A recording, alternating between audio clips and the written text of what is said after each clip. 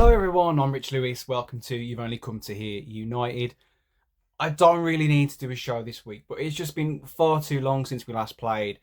Everyone's been talking a lot about Ruben Amorim. I didn't want to cover the same ground. I'm going to try not to too much. You might have heard some of this before, but I'm going to be looking at 5 unlikely winners today Ruben Amorim's from Ruben Amorim's Manchester United, if you like. There's a lot of people who I think we all know are going to do quite well, and I don't think they are unlikely winners. I think the likes of Amand and Fernandes in those number 10 roles, I think that's going to work out really well for them.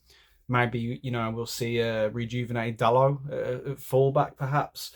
Mason Mount, those 2 number 10 positions there, one of those could be his. Ugarte's played for him before. Him and Casemiro built up a good relationship, so there's something there, etc., etc.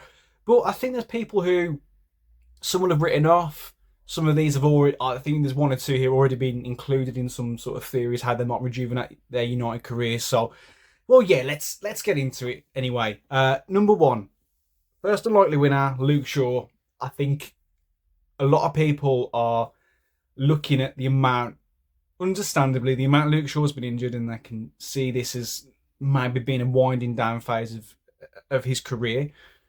But I think because if Amorim comes in and plays that 3-4-3 or 3-4-2-1 system, Shaw suddenly becomes, if he's happy to play that role, a utility man for multiple positions, because you can still play at the full-back role, so the wing-back role, if you like, the left-sided centre-back. And I think because of the injuries he's had, I mean, obviously, you can't know for sure, but he may well be happy now being a rotation option. He might acknowledge that his body is not standing up to the rigours of, top tier football, and it's been difficult for him to stay fit. But having that flexibility to play 2, just kind of specialist positions in the team, because outside of Lisandro Martinez, you still want to have somebody comfortable on their left foot who can play that left side as in the centre back role. Unless we do make signings in January in the summer, I think we probably will in the summer, but a lot's going to depend on how Tyrell Malacia holds up after his long injury. Again, we're short on that in terms of that left-footed left wing-back role, dependent upon whether, again, if Ruben Amorim wants to dip into the academy and he sees that Harry Mass might be ready, where Eric Ten Hag apparently didn't, think he was ready for Premier League football just yet. So I think there is life in Luke Shaw. Yeah, even if he's not fully fit, I don't think we have to consider him as being the mainstay in the team and think we can't rely on him because he can't stay fit enough to be a first team player. But maybe if he can get his fitness up to a decent level, he can be a utility player and someone we can use as backup at left centre back and left wing back. Second up, speaking of left wing back, is Anthony. Now, I've seen this discussed on different channels, so I think he's definitely an unlikely winner. If he does prove to do well under him, it would be very unlikely. I think a lot of us now don't see a future for Anthony at Manchester United. It'd take a lot of turning around, and it's not necessarily just to do with his quality. I think there are attitude issues there, and I think it's going to take a lot for him to win people over. And he just needs to do an awful lot. But that left wing back role would be so suited to him. I've watched a few different shows recently, especially the Stretford Paddock, where they've gone over that quite well in terms of Anthony's defensive sort of stats, and you can see that he could fulfil that left wing back role well.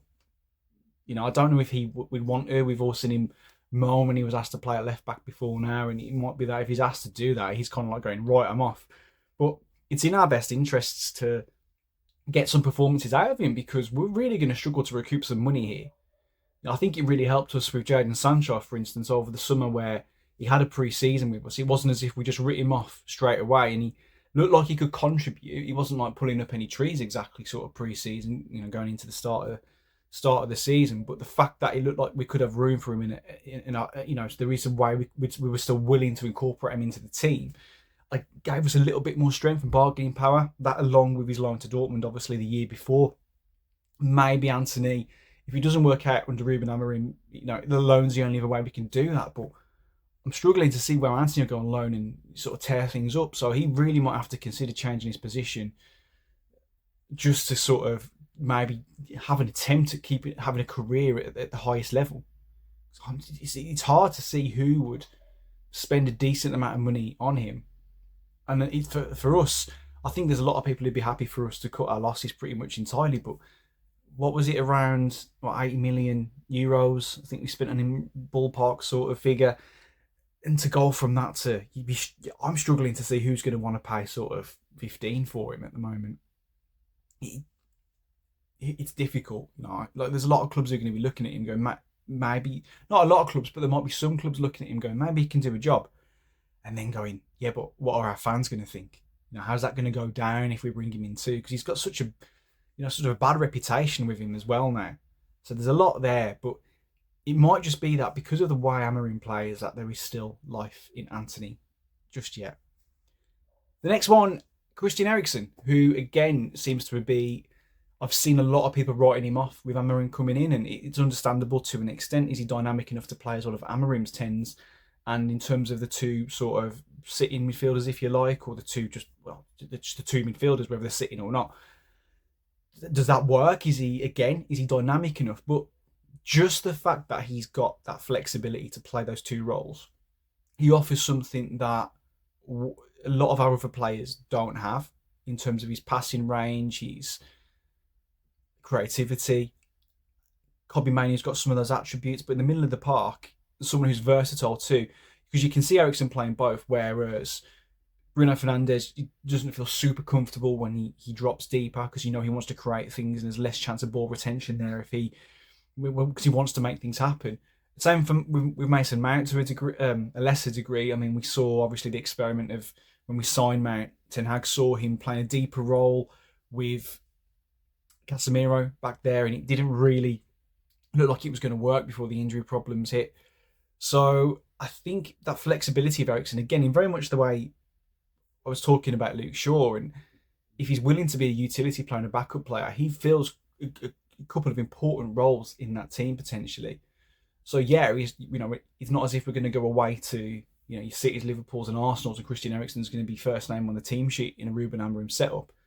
However, if we've got home games or cup games and we need to rotate, and with a stronger team and we're going to have more of the ball, I think whether he plays deep or as a number 10 if he was needed there, he could do that. Whether he's happy to do that or not, that's a completely different question. But there's definitely, again, I could see him being a winner in that respect. With Ten Hag, I think it was a case of if Eriksen's not, he's been performing well this season, but if he suddenly took a downward turn, and it was very much similar to last season when he looked like he was going to be on the way out, if he wasn't doing it in one of those two midfield roles, in that two midfield, he didn't look like he was going to be a number 10 for us. So his options were limited.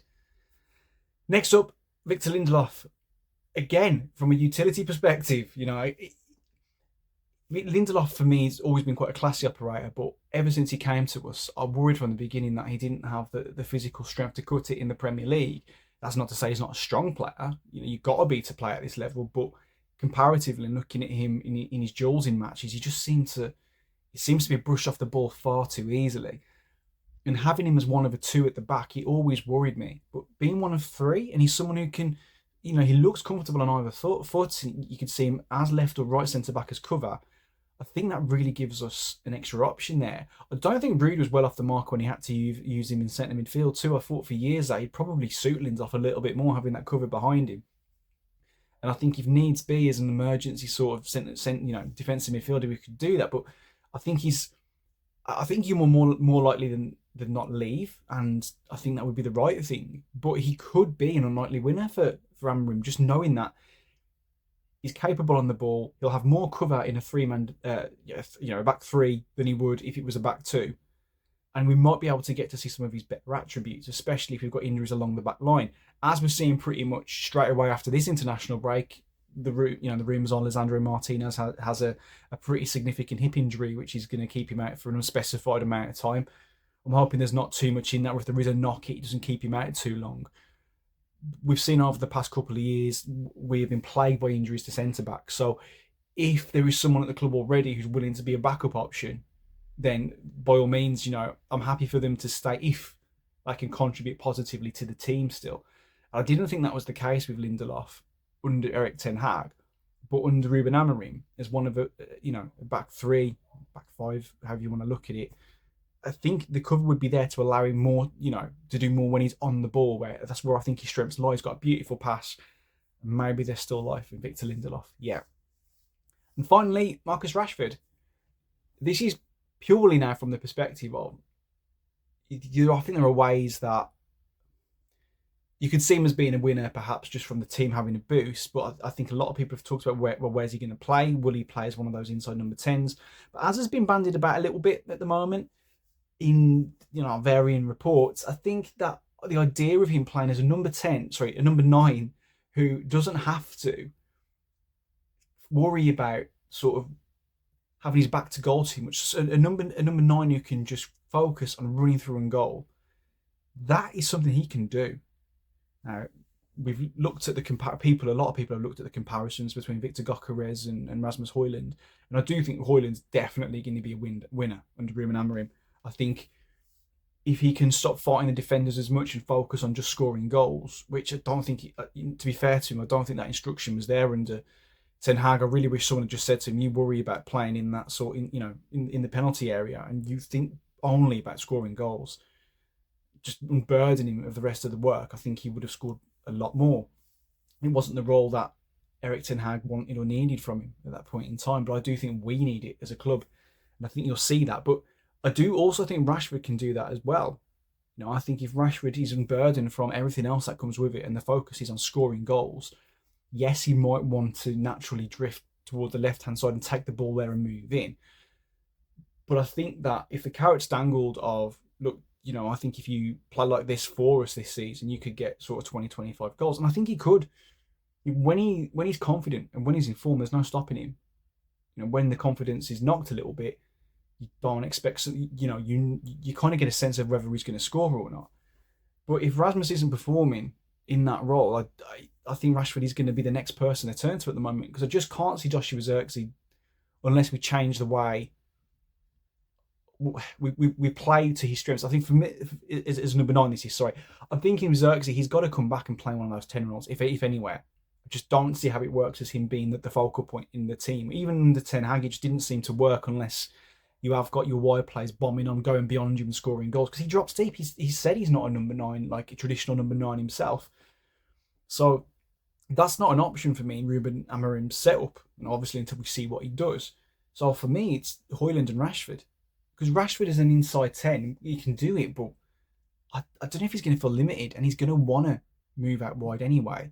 Maybe it works if he wants to play off the left and you've got a traditionally left-footed wing back over there, overlapping him as he moves inside. So it doesn't matter if he drifts a bit wider. Maybe that's not so bad. Talk of him as a wing back, I think he could play right wing back. I think if he didn't have if he wasn't in this mindset of being Marcus Rashford, Manchester United sort of left winger, occasional striker, he's going to see himself as an attacking player first and foremost. He's got a beautiful cross on him, his pace and his strength.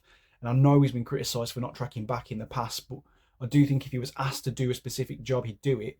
Whether he want to do it or not is a different factor. I don't think he'd want to play that role. And when you don't want to play that role and your heart's not in it, you're not going to perform it to the best of your abilities. And maybe it is a waste of Marcus Rashford to be put in that position.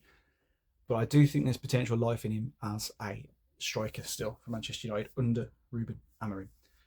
So if you like what you've heard, please like and subscribe. I'll be back with more. I am more than looking forward to this international break being over so we can get back to Manchester United on the pitch under a new manager. New era starts next Sunday at 4:30 against Ipswich away.